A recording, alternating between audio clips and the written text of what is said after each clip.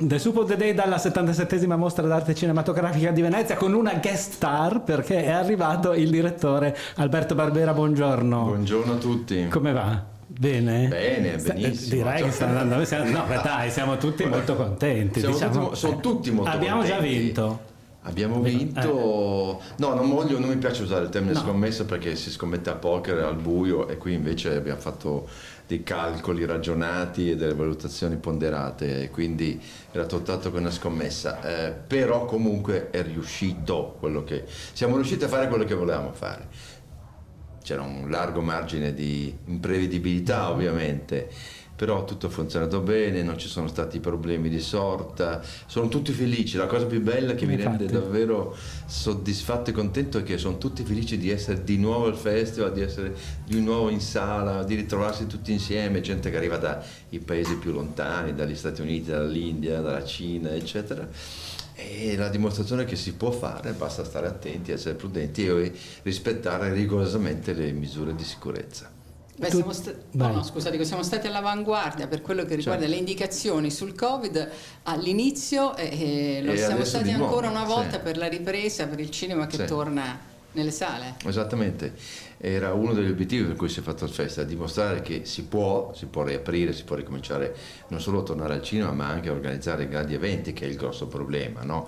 Invece se non è successo niente, se non succederà niente nei prossimi giorni, questa è la dimostrazione che insomma è chiaro che tutti hanno un po' di paura ancora, no? Del ritorno della diffusione del virus, eccetera eccetera, seconda, terza ondata, ma probabilmente invece, siccome sappiamo che dovremo convivere con il virus ancora per mesi, almeno mesi, e non possiamo pensare di farlo rimanendo in isolamento, e quindi con tutta la prudenza necessaria, però si può fare praticamente tutto, quasi tutto. Ci sono dei numeri ufficiali che possiamo dare? O... Sì, i numeri siamo vicino al 50%, che era l'obiettivo massimo che ci siamo dati, no? Avendo ridotto la capacità delle sale esattamente del 50%, quindi a fronte dei 12.000 accrediti dello scorso anno, credo che saremo intorno ai 5.500, quindi poco al di sotto del 50%.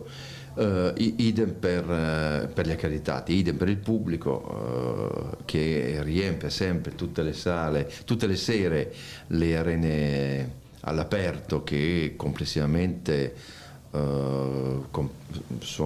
offrono un po' meno della metà dei posti che aveva per esempio il Palla Biennale lo scorso anno, quindi diciamo che siamo tra il 45 e il 50% della affluenza a cui eravamo. Comunque c'è della gente felicissima, per esempio della sala del Lido all'aperto, no? Il Pattinodromo, perché dicono che le proiezioni serali lì, la prima proiezione col tramonto sia una cosa meravigliosa, di cui nessuno si era reso conto prima, per cui ci sono anche dei vantaggi. Ed in più abbiamo detto spesso in questi giorni come tutti siano contenti, guarda caso con le norme del Covid, di riscoprire il cinema in una maniera diversa, un po' più silenziosa, un po' più intima, un po' più ordinata, e anche il meccanismo di prenotazione sta piacendo parecchio. Forse abbiamo trovato una combinazione virtuosa. Stanno invocando tutti. Lo so, salvo 2 o 3 giornaliste italiane che al pranzo di ieri erano un po' preoccupati che rimanesse come sistema la loro priorità, che la priorità fosse messa in discussione, però effettivamente agevola tutti, perché uno sta di avere il posto, può arrivare all'ultimo momento, non deve fare le code col timore che la sala sia già riempita, sold out, eccetera. Quindi si può migliorare, si possono aggiungere elementi che migliorino la funzionalità del sistema, però vale la pena di farci un pensiero, certo.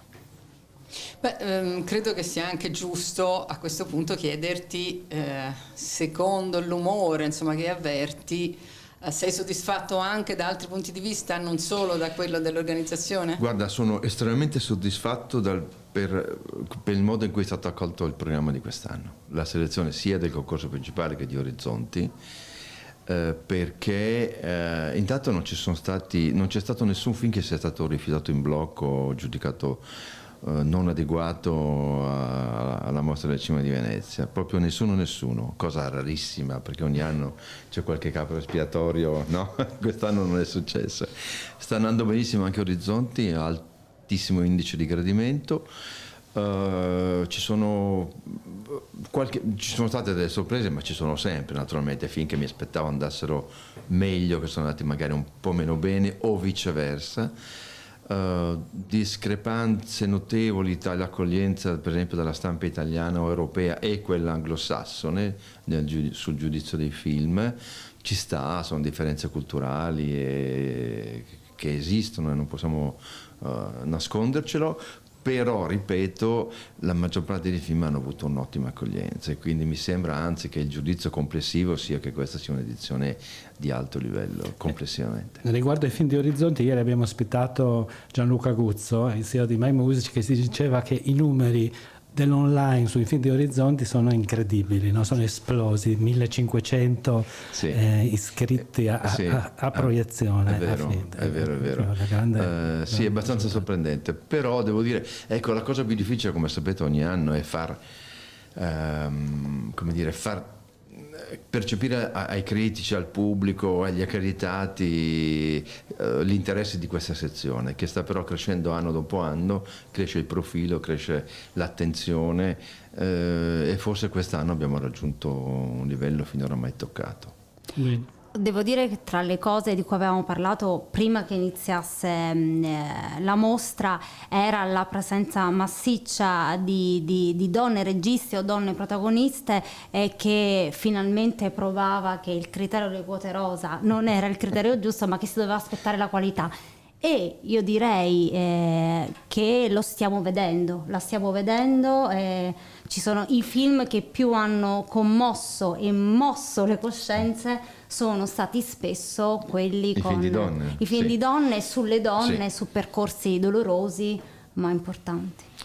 Sì, guardate, in realtà si sta andando in direzione opposta. Mi sembra che non soltanto l'adozione di quote rosa stia diventando la norma, ma il rischio è che si pongano quote per tutte le cosiddette minoranze, eccetera, cosa che mi pare pericolosissimo, perché se dobbiamo metterci a compilare le selezioni dei festival e compilare le giurie tenendo conto di tutti questi criteri col bilancino per non dimenticare nessuna minoranza, ci mettiamo a fare un altro mestiere, voglio dire, per fortuna, insomma, fare cultura è un'altra cosa, vuol dire entrare nel merito di scelte, assumersi responsabilità, valutare la qualità di un prodotto e l'attendibilità di un giurato, non certamente sulla base di generi o di colore della pelle o di qualsiasi altro criterio che sia politicamente corretto. Ecco, mi sembra che si stia veramente esagerando da questo punto di vista.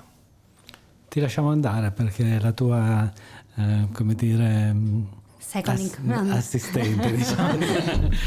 Stava per dire qualcosa di cattivo. Ma io non dico mai cose cattive, a te qualche volta. No, ma perché le vuoi bene, per questo che stavi per fare la battuta. Infatti è il mio modo di manifestare l'affetto. Grazie moltissimo al direttore Alberto Barbera per essere stati con noi. Ci stiamo ormai in discesa. Anche grazie Angela Savoldi assolutamente, per averlo grazie accompagnato. Infatti, senza di lei chi saremmo? Avremmo chiuso. Grazie per il vostro lavoro. Grazie a te Alberto. Ciao. Speriamo di ritrovarci qui in chiusura e sicuramente speriamo il prossimo anno. Grazie davvero. Ciao, grazie. Ciao.